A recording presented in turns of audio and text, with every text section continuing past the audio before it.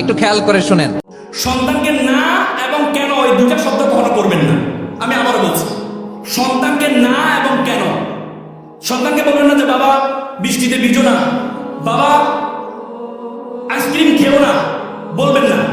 সন্তানকে বলেন যে বাবা বৃষ্টিতে ভিজলে কিন্তু তোমার জ্বর আসবে, বাবা আইসক্রিম খাও, আইসক্রিম খেলে তোমার ঠান্ডা লাগবে। যখন তার ঠান্ডা লাগবে তখন সে বুঝবে মা যা আমাকে বলেছে যে এটা খেলে থাকবে, এটা আমি তো আর খাবো না। আপনি যখন সন্তানকে কেন প্রশ্ন করেন যে বাবা তুমি কি অমুক গাছের আম পেরেছো, আপনার কেন প্রশ্নের উত্তর এবং আপনার চোখের ভঙ্গিমা থেকে সে ডিফেন্স নিয়ে নেয়। সে বলে না মা আমি তো পারি না, রবি পেরেছে। কিন্তু আপনি যদি বলেন যে বাবা অমুক গাছের আম অনুমতি ছাড়া পারা ঠিক না, তাহলে বলে ঠিক আছে মা আমি আর পারবো না।